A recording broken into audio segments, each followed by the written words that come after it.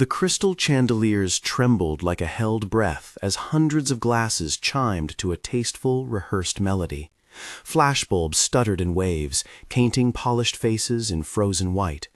Saraphina Jang stood at the head of the long table, the gown she'd chosen with a small, private rebellion, midnight silk that hugged and hid in equal measure, cutting a silhouette that should have been unassailable. Instead, the hum around her had a different frequency, low, hungry, a ripple of whispers that gathered themselves into accusation. They say she wasn't with him that night. She ruined everything. He's a Lou. She's... Caitlin's laugh, too bright, too practiced, sliced across the murmur. Her hand rested on Grandfather Lou's arm the way a conspirator's hand clenches a weapon. The crowd hung on Caitlin's smile like moths to light, waiting for the spectacle. Saraphina watched them the way a chess player watches an opponent through the fog of motion, calm, measuring angles. When Arthur slid into the seat beside her, his jaw was tight, his eyes busier with avoidance than defense. He reached out as if to take her hand. She stepped away. "Arthur?" a cousin said, voice damp with curiosity. "They're saying you left her alone." Arthur's mouth moved. The words that came were thin, shaped by fear instead of loyalty. "There was an incident," he said. He did not finish. He did not look at her. A waiter knocked a tray. Crystal tinkled like small, accusing bells. Someone in the back leaned forward, their phone angled like a weapon. The screen caught Saraphina's face in profile, smudging her expression into rumor-ready frames. On a table covered in magazines, a headline had already run through a gossip columnist's mind. Mrs. Lou involved in scandal, web of fear and desire. Caitlin's voice rose, pure and venomous. "You always thought you were above us, Saraphina. Now everyone knows what you do when you think no one is watching." The room tightened. The air smelled of perfume and accusation. Seraphina's cheeks warmed, not with shame, but with the sudden, fierce recognition that the floor beneath her had been mapped by other hands. She smiled, small and cold. "If you want the show," she said, quiet enough that it cut an intent out of the noise, "come closer." Some of them did. Curiosity fights decency in crowds. Gossip is a god with a greedy mouth. They made her kneel later that week. It wasn't part of any law. It was a family performance, old-world ritual dressed anew in the language of reputation. They called it recompense. Grandfather Lou, white-gloved and more statue than man, had decreed that her public contrition would soothe shocked relatives and make a neat headline. Edward Jang, face marbled with lines of anger and cost, wanted a demonstration, humiliation as currency. Saraphina stood in the little chapel that smelled faintly of lilies and white wax and felt the eyes of the room pry into places no one had a right to touch. The pastor's voice was calm and hollow, reciting a script that felt like smooth mortar between the bricks of their plan. The cameras, the cameras, sat in the back like vultures with lenses, recording everything for later, for memory, for rumor. They expected her to buckle. They expected her to confess to a sin she had not committed, to beg for mercy for a misdeed of their making. There was a rhythm to this kind of public ritual: accuse, kneel, forgive, forget. But Saraphina had never been exceptional at following scripts written by other people. When Grandfather Lou's hand hovered, anointing the humiliating ritual, she turned her face up, not down. The flash of cameras painted her eyes, sharp, defiant. "You want me to kneel," she said, voice steady.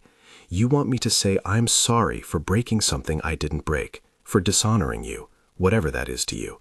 Is that what you expect?" Her father's fist tightened so hard her mother flinched. Arthur's jaw clenched. There was a rustle of shifting coats, of people searching for an exit from the awkward. Caitlin's smile flickered like a light bulb about to die. And then Arthur said what he had been trained in, words steeped in preservation.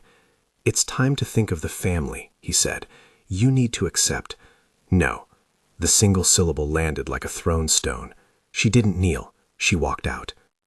Outside, the night had taken on that brittle chill that makes promises sound like threats. Outside, the phones were already hacking at the story, feeding a pack of hungry feeds. The chapel step was a small stage. She stepped down, head held, and felt the weight of them release the way a tight fist unclenches over a bird.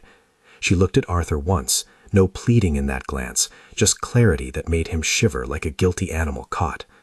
A terse text vibrated on her phone. "Keep your voice down. Don't make it harder." It was from Dominic Gu. Those two words, his name, pulled through her like warmth. She had seen him once before in that peripheral way that powerful people do. Parts of her life had passed through his orbit. He had been a line of influence in the background when a hospital bill had stood between her father and a critical surgery.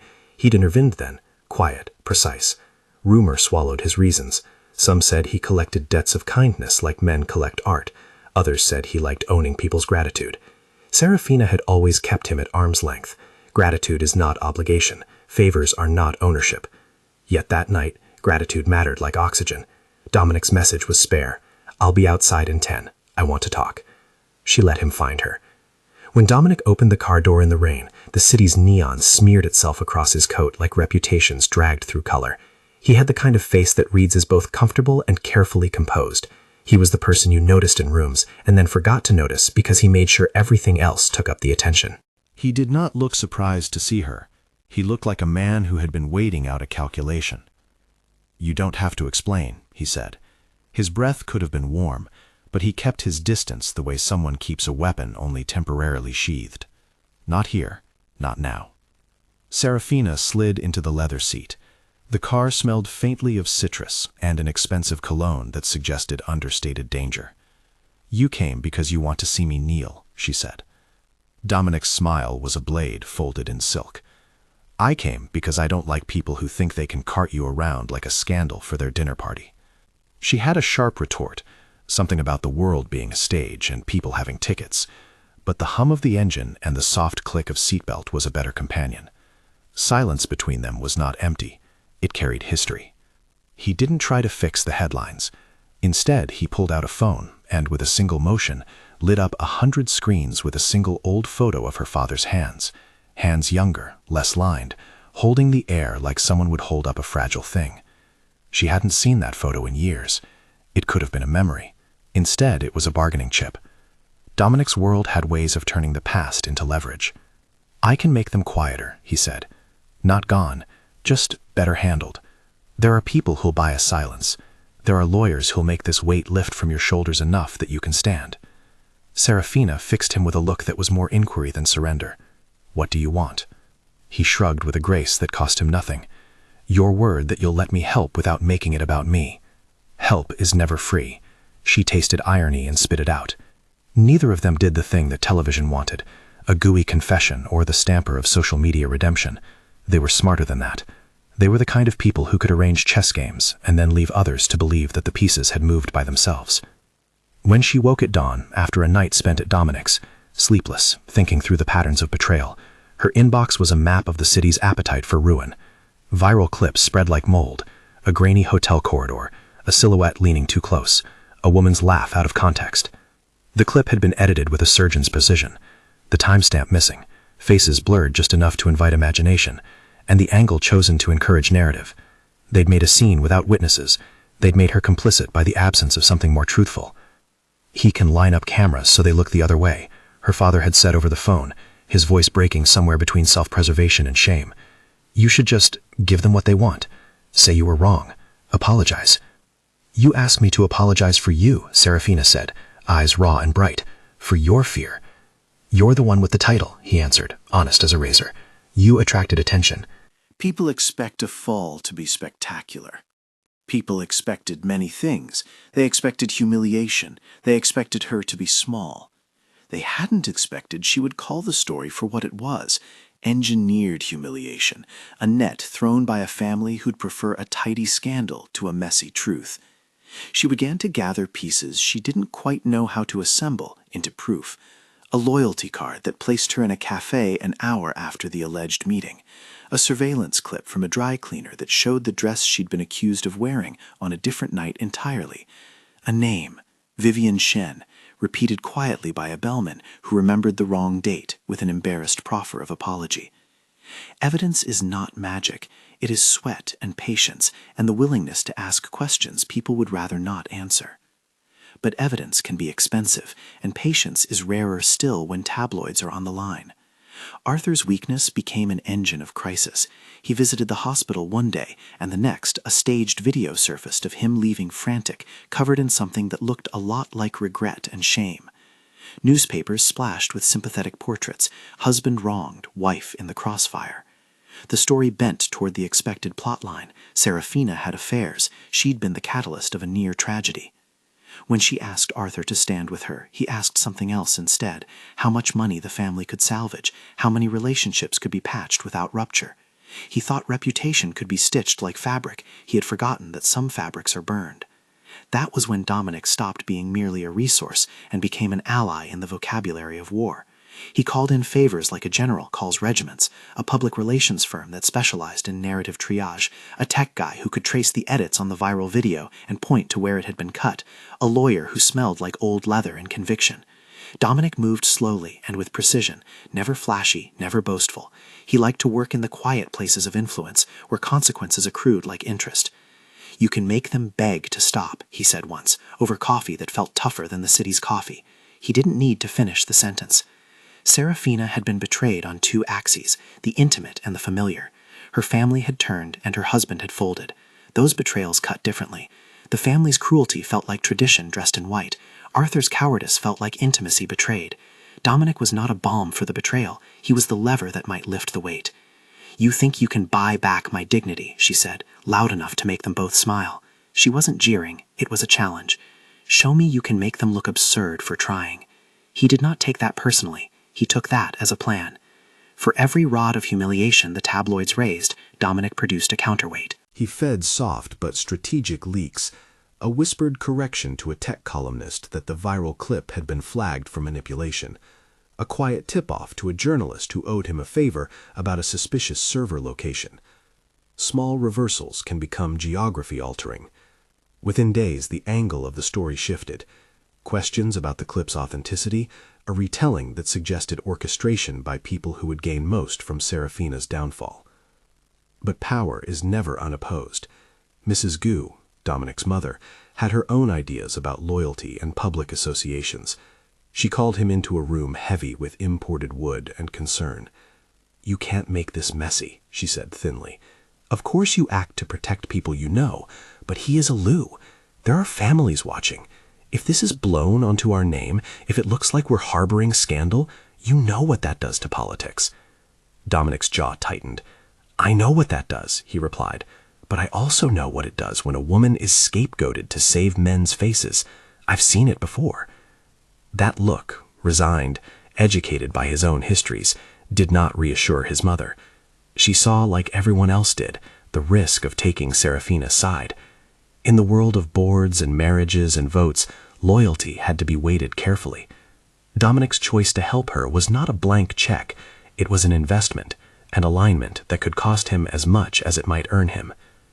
In the meantime, the Lu family tightened its net. Grandfather Lu summoned Arthur to a meeting behind heavy doors. There was talk of severing ties, of annulments and settlements, of statements crafted to ease the blow. Caitlin began to wander through charity events with a face like winter and a newly cultivated rumor that she was the injured party, betrayed by a sister who turned her back on family obligations. The city loved a story with clear villains and saints. Caitlin played both, a dangerous economy of virtue. Seraphina's friends thinned. Some took phone calls in crowded rooms and made excuses about needing to leave. Others simply did not return messages. Loneliness can be a shroud that makes conspiracies look triumphant.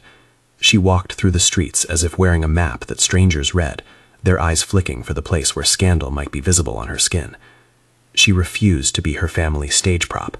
She began to fight in the only currency she had left that couldn't be printed by tabloids: strategy. At night, in the dim of Dominic's living room, they drew up a plan like conspirators in a novel that read suspiciously like their lives. They wore the look of people who were making choices without illusions. "We need to prove intentional manipulation," Dominic said. "Find out who pulled the footage, who stood to gain." Saraphina looked at him. "Who would benefit from making my life into a spectacle?"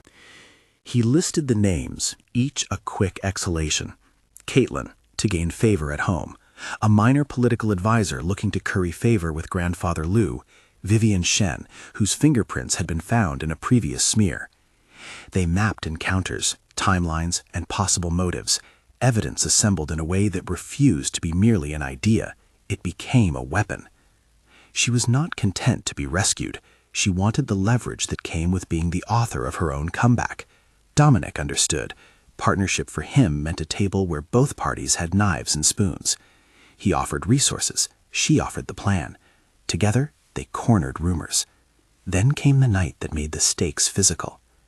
They had no reason to be at the hotel where Arthur had supposedly been the night the footage was recorded, except that a bellman remembered a particular guest, and a security feed archive had an unsecured hour. Dominic suggested a quiet inquiry. Saraphina agreed to go with him, eyes ringed with the exhaustion of someone who has resisted being undone. The security office smelled of stale coffee and fluorescent lights. A sleepy guard cursed at a monitor, and then, face blurring with guilt, found a mislabeled hour. The footage was grainy, but when you know what you are looking for, and when you can soberly point to what doesn't belong, the lies are easier to dissect. A figure walked down the hall, arm around someone's waist. The camera panned. The angle was wrong, the overlaid timestamp missing. By pausing and comparing, Dominic's tech guy found an aid. It wasn't proof of innocence yet, but it was an opening. As they left, someone brushed past them in the corridor. Nothing more than a shoulder-to-shoulder contact, except that Saraphina felt a cold prickle along her spine like a live wire. A man's hand had slipped into the pocket of her coat. She turned. The man's face was a shadow. "Is there a problem?" Dominic asked, voice low enough to be dangerous. The man smiled too widely. "No problem. Wrong door, sir." He was wrong in more ways than one. He was a hired blade that had misread his targets. Dominic's tight grip on the man's collar made the bellman gawk. The man tried to break free. Dominic's throw was quick, a movement that had been rehearsed in boardrooms and private rooms alike.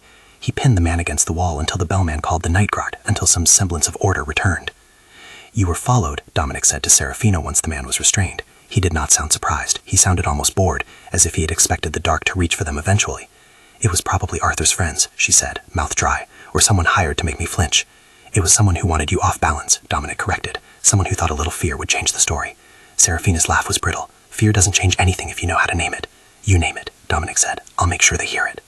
That night, at home but not at home, Saraphina slept with her phone in her hand. The feed was alive. Alerts, messages from anonymous accounts, accusations and reminders. The weight of eyes pressed against her like wallpaper. She had to learn to move through rooms and crowds with the same composure she used when reading a contract. Private life was a public instrument now. She kept learning how to play it as if it were a violin. Days later, delirium took the shape of ambulance lights. Arthur had an accident, one of those phrases the tabloids know how to milk for sympathy. He'd been hurt while walking home, a fall that left his ribs bruised and his pride more damaged than flesh. The family staged hospital photos, Arthur smiling bravely, hand bandaged, Saraphina at his side in one photo that would land in a Sunday column. The timing was exquisite. Saraphina went because instruction demanded presence. She sat in a hospital chair that had the wrong fabric, the wrong color, and she felt like costume jewelry placed on a corpse to make it look more appealing. Arthur's face registered gratitude to cameras more than to her. A nurse wheeled in a clipboard and asked if anyone had seen the pair of gloves Arthur always carried. Someone had placed them discreetly on the table. Saraphina picked them up. They smelled faintly of another woman's perfume. She held them and felt the sick hollow that comes when objects become evidence. Someone whispered in the corridor, a delivery man, a cleaner, a passing doctor, and inadvertently let a detail slip. The hospital's night security camera had captured a figure leaving Arthur's building the night of his fall, someone who matched a description in the same hotel footage people were using against her. When she heard that, something in her tightened and then snapped. She left the room, the membership of pity and contrition no longer something she would attend to. Dominic met her in the corridor. He had come, as always, with a quiet that suggested he was as steady as it was possible to be in their frenzy. "They want you to be small," he said, voice a thread. "And you refuse." "How do you refuse," she asked, "when the world keeps handing people pieces of me to break?" "You make them hand the pieces back." He meant it literally. Dominic's legal people had found something else, a server log that showed an upload from a location linked to the Lewis Dents network, an IP that had been used before by someone who handled the family's digital housekeeping. Dominic's people had a small army of subpoenas waiting in their briefcase. Justice is not instantaneous. It is paper followed by footsteps. But it was a predictability, a trajectory now aligned to deliver consequences. Not everyone would see those footsteps coming. Caitlin was already performing righteous offense on morning shows, accusing Saraphina of vanity and deceit.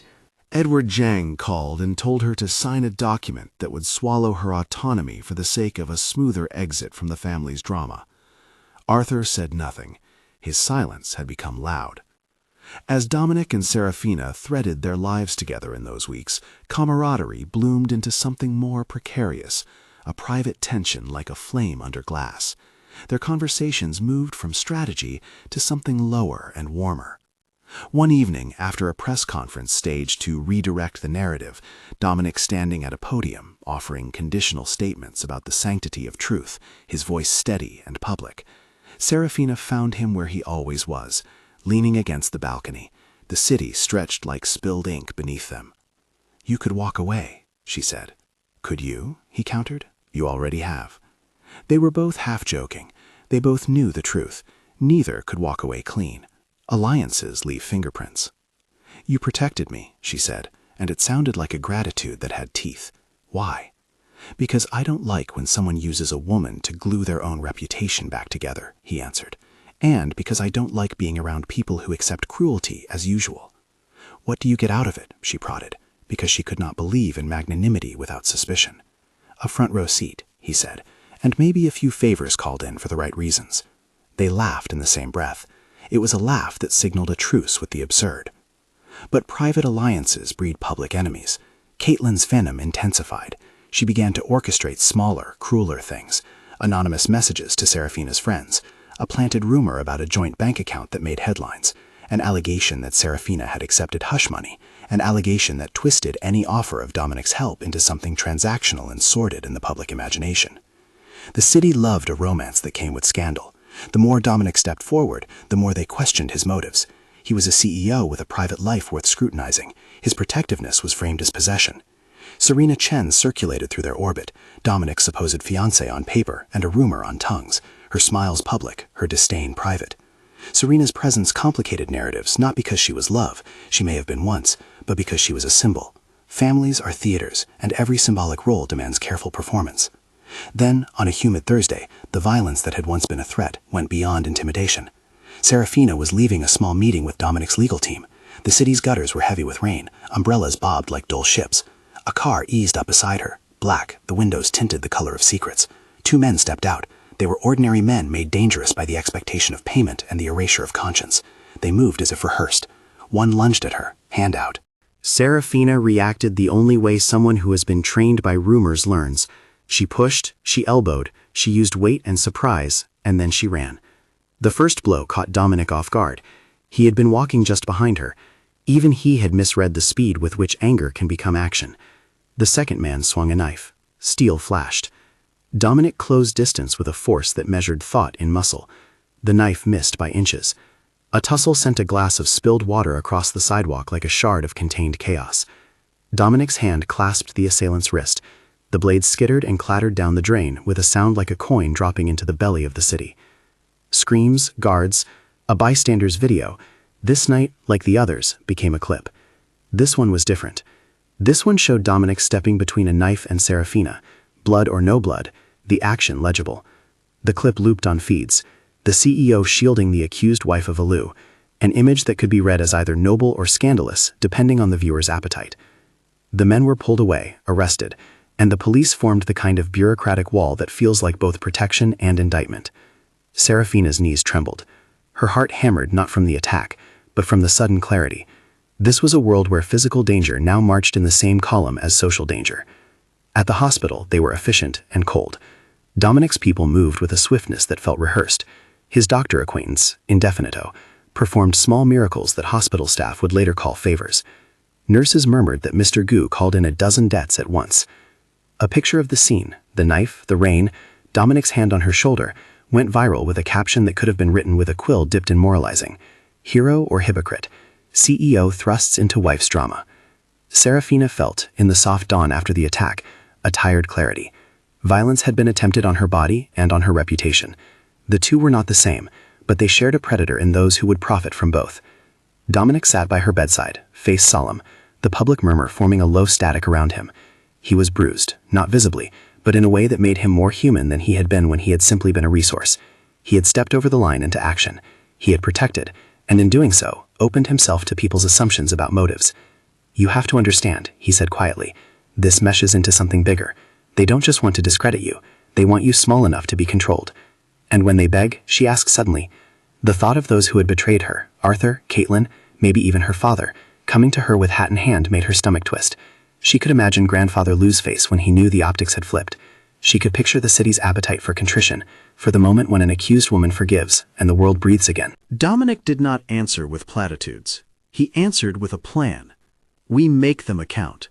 We make them come clean in a way that preserves the dignity that you fought for. "You'll make them apologize?" she asked, voice dry. He nodded. "They'll say whatever they must to survive. We'll see if it means anything." She thought about that, the way loyalty holds weight only when it costs something. Then she let herself consider the other option, the possibility that she might take back more than the public apology. She could demand restitution, a public ritual of accountability that was neither cheap nor merely symbolic. The idea of Grandfather Lou's voice shrinking as he tried to explain away his decisions delighted her in a small, private way. There were costs. Dominic warned her of the social and financial weight that would fall on anyone who forced such a reversal. When reputations topple, collateral damage is inevitable. He was not unkind about the calculus. He was merely exact. "You won't do this alone," he said, like a promise and a threat. She smiled then, a small, feral thing that felt like the beginning of a plan. "I never wanted to. I wanted to be the one holding the map." They were both quiet for a while. Outside, the city kept its indifferent pace. Inside, plans shifted from a private script to a public performance strategy. Lawyers wrote letters. Dominic's PR presented a playbook. Saraphina wrote an op-ed in her head, a thing she would never allow to go to press without being wary. But the very idea of her voice in print thrilled and frightened her. She called Arthur the next day, not to entreat, but to inquire. "Do you beg?" she asked, because sometimes the best way to test a man is with a single word. There was a long pause. Arthur's reply was a soft, brittle thing. "I don't know what I am anymore," he confessed.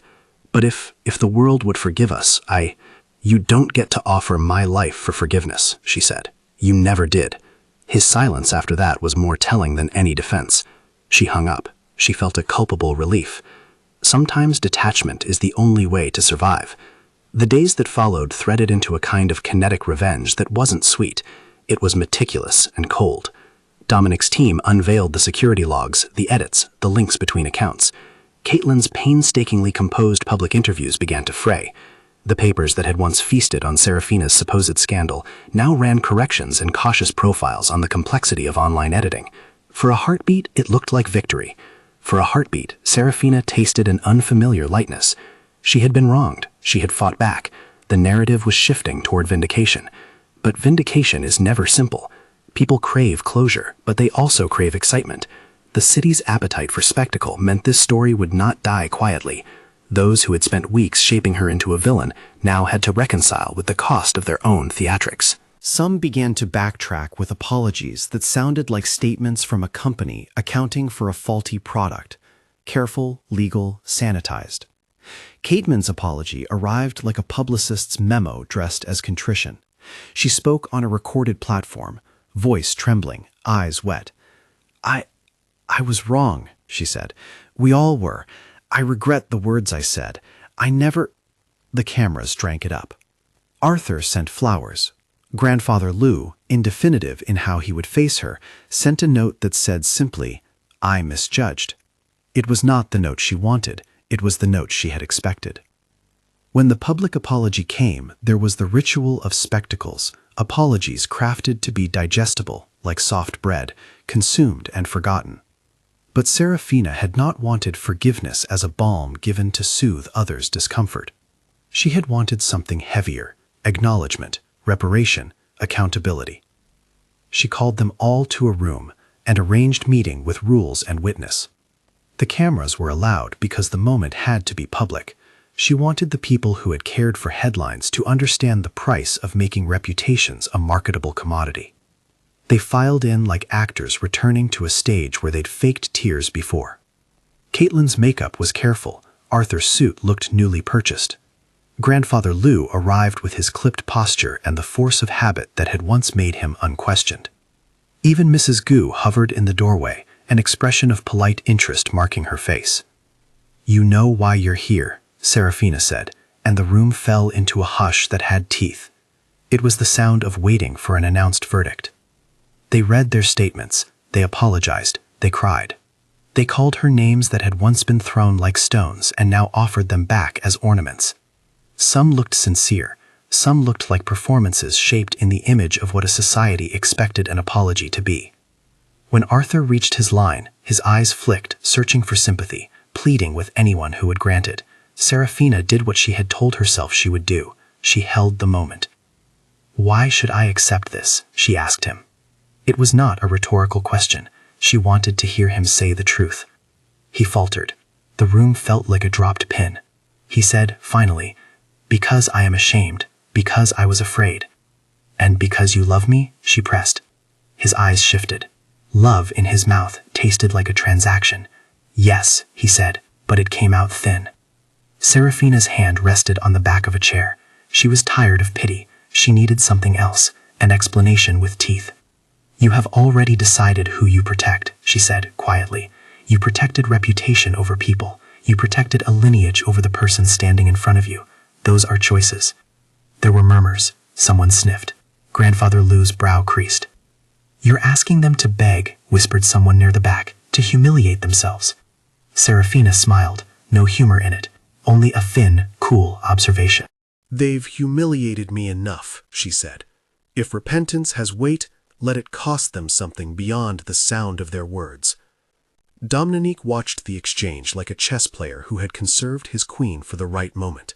His eyes met hers, and she felt no romantic fever in the look. She felt a partnership that had been forged in pressure. She had options. She could accept their apologies and declare the chapter closed. She could forgive because the world would like it and the tabloids would exhale, or she could require restitution, public, meaningful acknowledgement that would cost the people who had wronged her. When she finally spoke, it was not a plea, it was a decision. "I will accept apologies that show consequence," she said. "Public statements are not enough. I want gestures that undo what you've done. I want the video sources disclosed. I want public acknowledgments of how you manipulated people, and I want them to face consequences, legal or social, because people learn when they lose what they value." There was a silence like a held breath. Grandfather Lu's face tightened into a mask of old iron. Caitlin's lips whitened. "You are asking for too much," Grandfather Lu said finally. "You are asking us to fracture this family. Why would you want that?" "Because you already fractured it," she replied, "and because if you don't answer for what you've done, someone else will." It was a gamble. She had not made decisions lightly. She had considered the cost of forcing wealthy families into public disgrace, the way society might lash back. She had thought of the price on Arthur's head, on the family's fortunes. She had thought, too, of the relief that might come when manipulative power no longer runs unchecked. Outside, the cameras waited, breath held. The city's appetite for spectacle hovered like a storm front poised to break. A phone buzzed under the table. Caitlin's face paled as she read the notification. Arthur looked mortal and small and afraid. Dominique spoke for the first time in that room. "If consequences are what you want, they will be measured and lawful," he said. "I will ensure the right procedures. But understand this, when truth is admitted, the people involved will lose their illusions of safety. That is the point." There was a noise, a small crumbling sound, from Arthur. "Please," he said, in a tone that felt too late. Seraphina watched him. She had been betrayed on both sides. The family had conspired, the husband had flinched. Her options were not about revenge. They were about setting a new equilibrium where power no longer protected cruelty.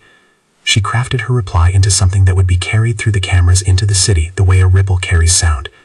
"You'll beg," she said bluntly, "but I will decide whether to give back what I have left." Her words landed with the weight of promise.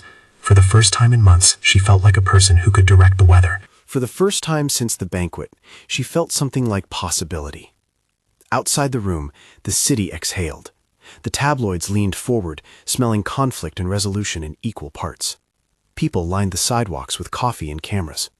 Somewhere, unseen, a server queued up a file labeled with a date that would change many things.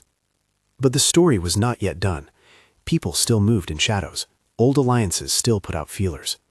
There were people with more to lose than reputations, people who trafficked in fear and had built small empires on the misfortune of others.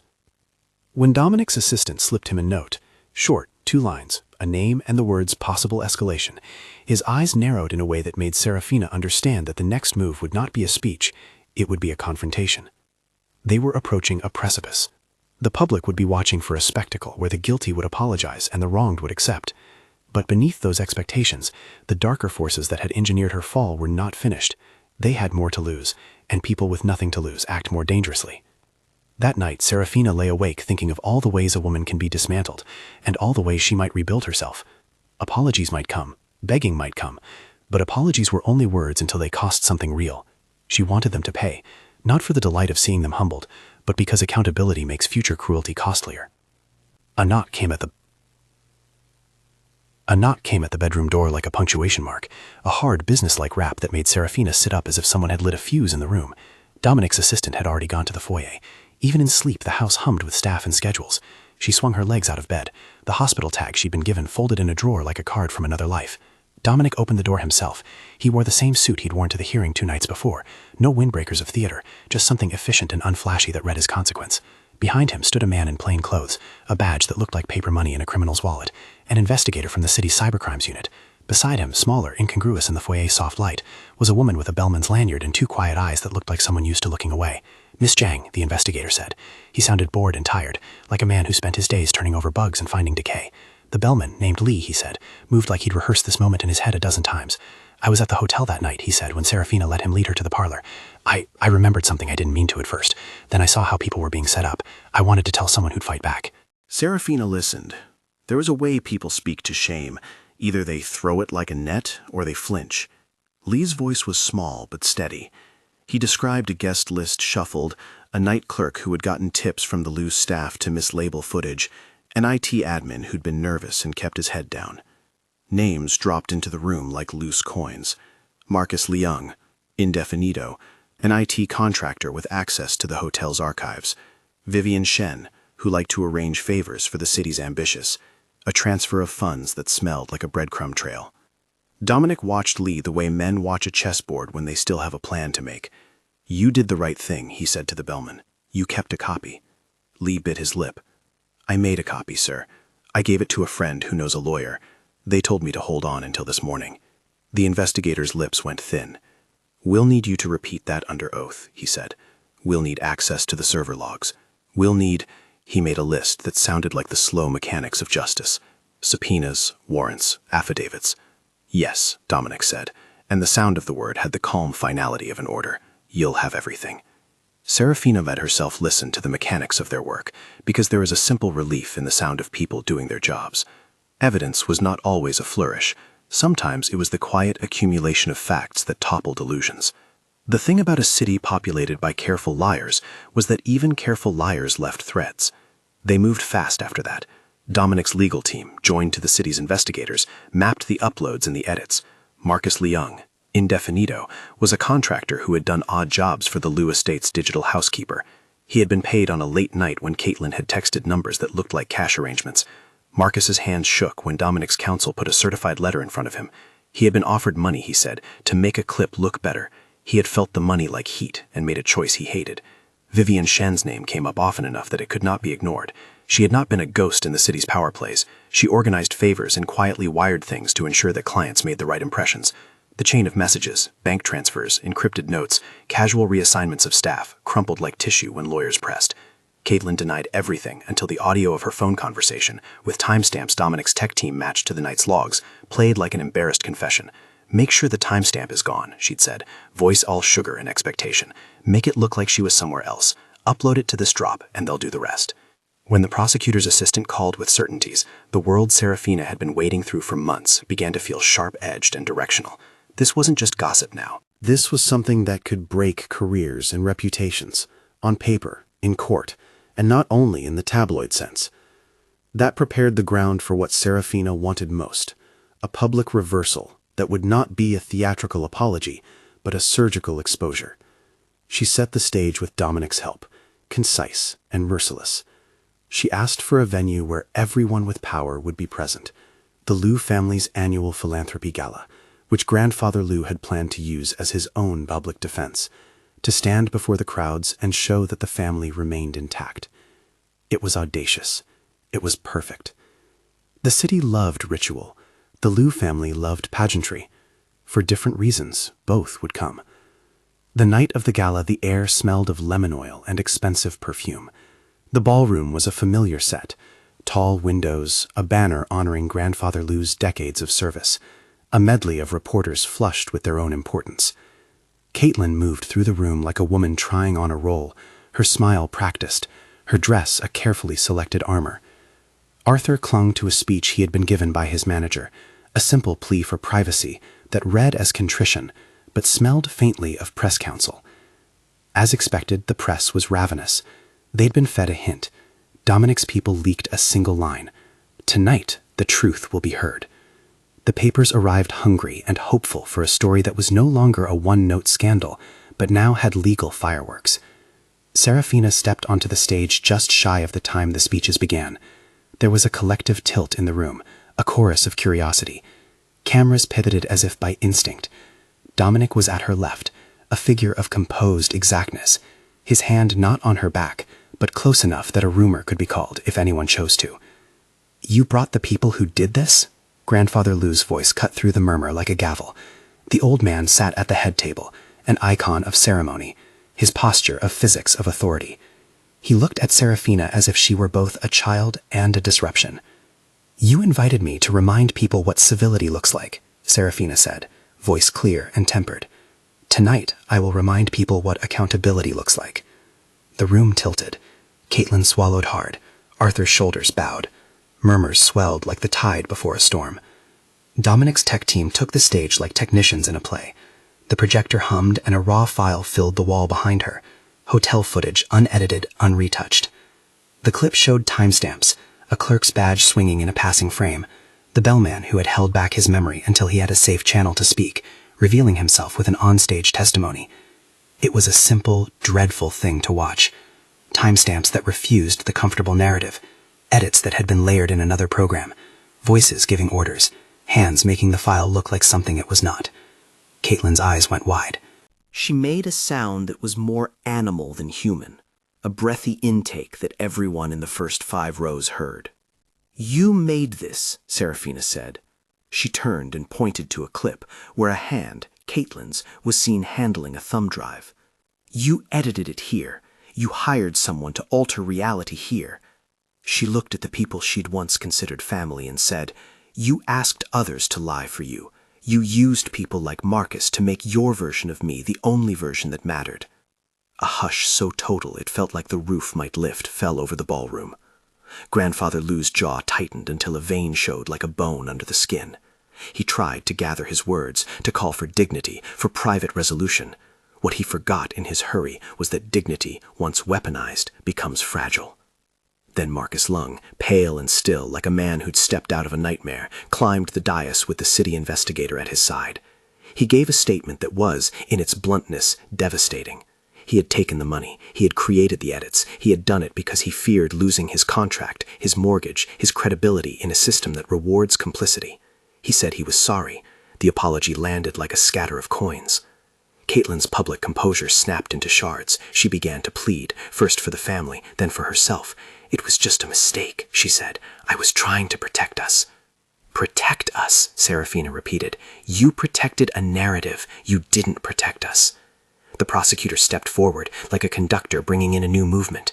He named charges that could be read off the statute: conspiracy to defraud, tampering with evidence, possibly extortion for those who took payments to alter footage. Legal language has a slow knife to it. The room's breath turned thin and sharp. Reporters fanned like gulls. The network feeds did not blink. Arthur's first instinct was to speak. His voice sounded like it belonged to a different time. He began, and then faltered. The words he landed on were those of a man who had been shown his limits on a public stage. I am sorry," he said, and the apology that spilled out of him was small and unarranged. That was when the drama, in all its rawness, grew teeth. He stepped closer to Saraphina as if to reach for her hand. She did not take it. Instead, she addressed not just Arthur, but the society that had built their theater. "I will accept apologies that mean something," she said. "I do not want cheap absolution to fix what you all engineered. I want acknowledgement of harm. I want those who orchestrated this to face the consequences of their actions. I want the people you used to be safe." Arthur's face dissolved in public. He fell to his knees with the rawness of a man who had been humbled not only by the law, but by the recognition that he had chosen wrong. It was not melodrama manufactured by producers. It was the human sound of a man finally feeling the weight of his cowardice. "Please," he said to Saraphina, hands in the air like a supplicant, "forgive me." Caitlin followed next. Her apology came in ragged breaths and the thinness of someone who had watched her own facade crack. I thought if I protected our name, it would protect us. I was wrong. I see it now. I'm sorry." Grandfather Lou's apology took longer. His voice, when it arrived, had been measured and practiced. He spoke of tradition and legacy, of fear that had made him choose optics over people. He did not weep. He did not offer theater.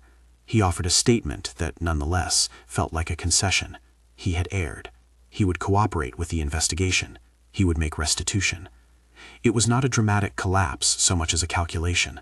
Once the machinery of law moves, resistance can become costly. The cameras feasted. Then Vivian Shen, seen in the grainy hotel footage and named by Marcus, was escorted in by officers. She had arranged payments and had cultivated a network of people who could make a rumor seem incontrovertible. Her arrest was not a parade, it was an institutional inevitability. She did not beg. She held her face like a mask. That mask, in the unforgiving light of the gala, read as brittle. The room required apologies, and it got them. It required confessions, and it got them. It required that those who had been most comfortable with reputation as currency feel the weight of truth. That was the moment when the city learned an important lesson. Systems that manipulate reality for advantage can be dismantled when enough people insist on raw facts. Yet Saraphina did not relish the way her accusers folded. She had wanted justice, not vengeance, restitution, not a parade of broken enemies. Her victory had to be more than a moment of spectacle. Her next move could not be merely to savor the drop in other status. It had to build something that made similar betrayals less likely. She stipulated terms in the press room that felt like both a litany and a contract. She demanded the Liu family fund a public initiative, an independent oversight for local institutions that would guard against manufactured scandals. She demanded the Liu estate publicly retract all false claims and commit funds to support people affected by the smear tactics their orbit had funded. She demanded that Marcus receive leniency only in exchange for full cooperation and the protection of workers who might be pressured into wrongdoing. She demanded transparent audits. She demanded Arthur take responsibility and accept counseling before any reintegration into public family life. Her terms were not soft, they were not vindictive, they were exact. Dominic, who had been watching like a man cataloging finishes, stood beside her as she spoke. When she finished, he added a small thing. "And the city will ensure the legal process is followed. No one is above it."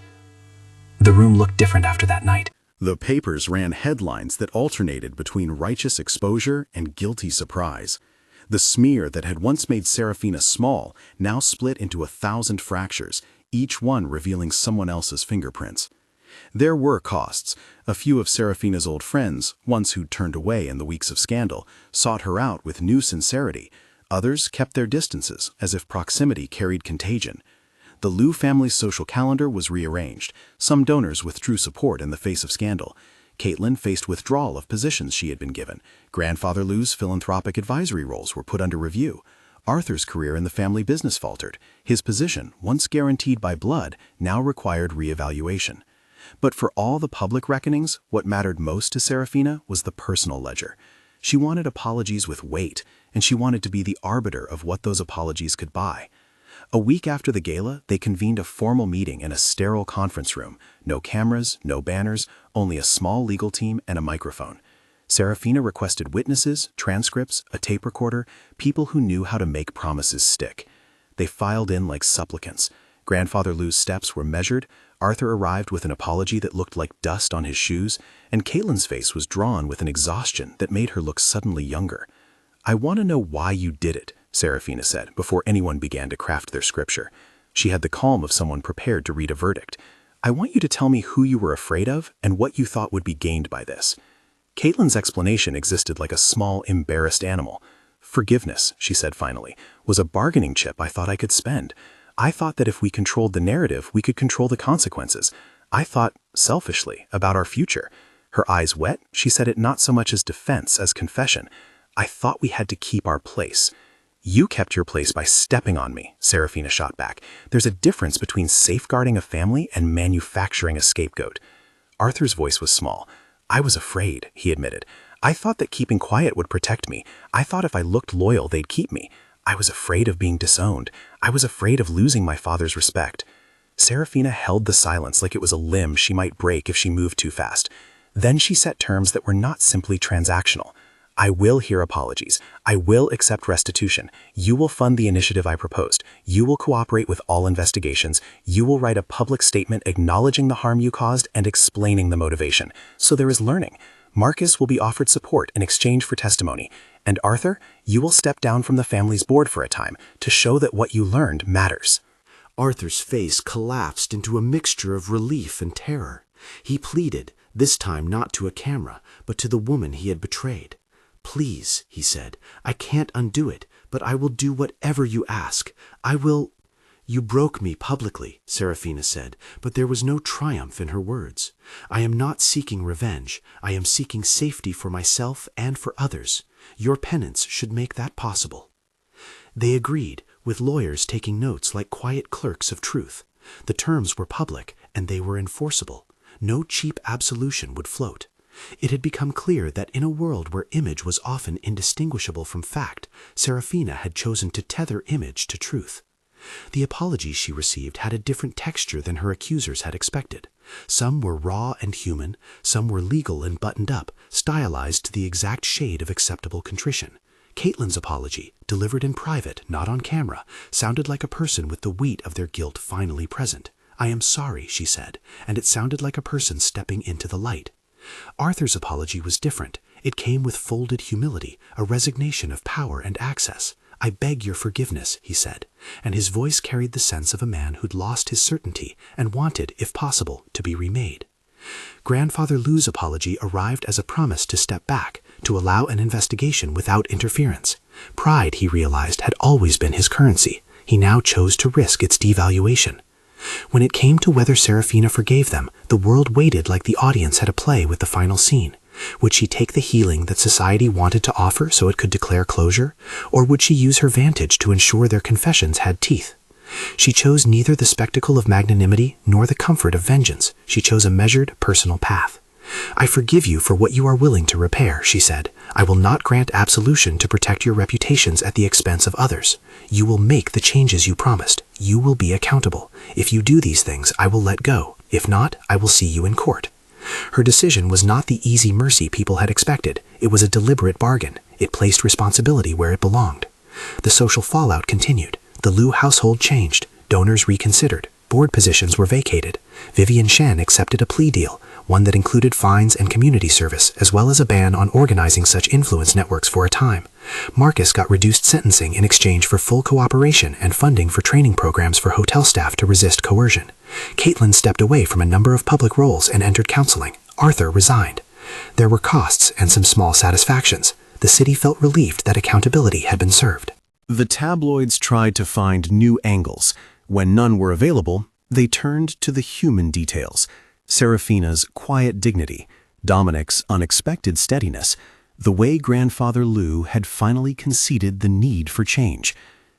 In the private moments, the aftermath had an intimacy of its own. Dominic was not a man of empty gestures. He had used influence, he had wielded power, and when the dust settled, he did not posture. He asked questions about what she needed on her terms. Sometime in late summer, when the press cycles had narrowed to a muffled rustle, he took her to a rooftop garden not far from where he lived. The city's skyline brushed its teeth on the horizon. They sat with wine and the kind of silence that meant words were possible. You could have chosen many things, Saraphina said. You chose to step into my mess. He met her gaze with a calm he rarely showed. I chose to act how I thought the world deserved someone to act, he said. I don't expect a medal. I expect nothing from you that you don't want to give. She studied him. She saw in him a man who could be possessive. She also saw someone who had learned the hard lesson of leverage. Those who wield it are accountable to it. Do you want something from me? She asked. No, he said, with the tiny, truthful smile of someone who had been honest with himself. Not now, maybe a future where we are honest with each other. That's enough to ask. They spoke then, not like conspirators, but as two people tethered by battle and common cause. He told her he had no illusions. Helping her had cost him politically and socially. Mrs. Gu had not been pleased, but she'd seen that the winds of favor could change direction quickly. She had chosen a pragmatic apology to soothe the boards. Serena Chen had distanced herself, but her withdrawal was measured. She had her own life, and the entanglement that had been rumor was not worth the distraction. Dominic's world had not fallen apart, it had realigned. He had shown a capacity to act without seeking glory. "What do you want?" he asked finally, the question landing like an honest coin. She thought of all that had been taken from her, the quiet of a life she might have had, the trust, the sense that anyone who loved her would stand in the press with her, and of all she had gained, and understanding of her own force. "I want space to build again," she said. "I want the name I live under to be mine, not a brand someone else sells. I want to be the architect of my reputation, not its scapegoat." Dominic nodded. "Then we'll build a space," he said. "A company initiative maybe, support for women who face public smears, patronage that's not a show, a foundation with teeth." It was not a proposal of romance, at least not yet. It was a partnership in the truest sense. Mutual interest, mutual care, mutual work. She found she liked that. She found that after the months of being exposed and shorn, she craved the slow craft of rebuilding with someone who treated her as an equal player. As the weeks rolled into a new normal, the city adjusted. The narrative around Saraphina rebalanced from scandal to survival to advocate. The program she championed, focused on legal support and digital safety for women facing defamation, received funding from the Liu estate as part of the restitution package. That felt like a small victory. Money redirected to guard against the very abuses that had targeted her. Her relationship with Arthur shifted into a legal separation that, when it arrived, felt as inevitable as autumn. There was no dramatic courtroom fight. There was only a quiet paperwork that acknowledged what months of behavior had made clear. He was contrite. She was resolute. The city turned the page in its own way, not out of charity, but because the appetite for scandal had moved on. Caitlin's apology came quietly and then publicly. She worked with Saraphina on a small community initiative, forced by restitution and guided by a desire to repair what she had damaged. The attempt to mend was imperfect. Saraphina was cautious. She had learned that forgiveness is a contract, not a one-time gift. Grandfather Liu performed his small penance in public statements and in the restructuring of the family's philanthropic commitments. He watched as the scaffolding he'd built around his life changed in ways he did not entirely like. It bruised him, and in that bruise was a lesson worth learning. Dominic's family issued their own controlled apologies and statements. Mrs. Gu, pragmatic, unused to losing face, offered a private note to Saraphina that was short and unexpectedly tender. "I was wrong to doubt you. I am learning." It was not a sweeping conversion. It was a woman with a ledger reconciling with her conscience. The weeks after the public confessions unfolded the way recovery often does, in small legal steps and awkward courtesies. Some of Saraphina's old friendships were mended in private. Others were irrevocably altered. It was neither wholly tragic nor gentle. It was the complicated thing life tends to make of human relationships. One evening, months after the gala, Saraphina stepped back into the chapel where she'd once been asked to kneel. The lilies were the same. The cameras were not there. She stood in the place where she had once refused to bow, and felt the echo of that refusal. This time she did not look for Grandfather Liu's approval. She was only there to measure how much she'd become her own judge. Dominic arrived at her side without fanfare. He did not speak at first. He did not need to. The presence was the statement. She looked at him and felt not romance thick and hot like a fever, but a steady warmth that read more like a promise. "You did not make me whole," she said finally. "You helped me clear the floor." "I know," he said. "I did what I could." You rewrote the story. She smiled, a small, private thing. There will be people who still think I should have knelt. There will be people who still think I should forgive uncritically. Let them. My forgiveness is not a checkbox. He nodded as if he understood that she would allow no one to package her mercy for public consumption. When Saraphina forgave, quietly, on her terms, it was not because she had been offered the easy balm of social applause. It was because she had seen the cost of cruelty and wanted to diffuse it. When Arthur begged in front of the press months ago, she had seen a man whose cowardice had been forged by fear. She offered him a path that would require him to rebuild with honesty, to be accountable, and to learn the value of truth. On the rooftop after that chapel visit, Dominic took her hand with a gesture that was neither possessive nor needy, only precise. "There are so many people who still profit from other people's suffering," he said. "If you want to stay in this fight, I'll stay. Not to rescue you, to build with you." Saraphina looked out over the city, the water glinting, the lights like a scatter of small tickets. "I don't want to be rescued," she said. "I want to be a partner." He smiled. "That suits me." They did not have a dramatic, cinematic kiss. There was no need. Their partnership was declared in a handshake that felt like a promise and a compromise. It was a new kind of intimacy, one built on mutual respect rather than obligation. Months later, people who had shouted for her downfall now wrote about her in different terms. A woman who had forced accountability, a figure who had shaped a public conversation about agency and reputation, a name that had been reclaimed. The tabloids featured her with more sympathetic portraits. The city's small talk softened. Caitlin sought forgiveness in a private letter and then in actions. Arthur took his steps toward a quieter life where perhaps contrition became a habit rather than a performance. Grandfather Lou, older and more brittle but still capable of learning, made his own adjustments. Vivian Shen's fall from quiet power became a cautionary tale. Marcus went on to training and spoke publicly about labor and the pressures that lead people to harm others. When the last of the legal papers was signed and the final public statements issued, Saraphina stood on a small stage at a community center and introduced a program she had designed with funds from the restitution. It was modest in scope but huge in meaning: legal aid and digital security training for people targeted by smear campaigns. She spoke with a voice that had been tempered by betrayal and forged by resolve. "Reputation can be taken in a click," she said. "We will teach people how to keep what is theirs." The applause that followed felt earned. Dominic watched from the audience, his expression soft with the rare pleasure of seeing an idea take hold.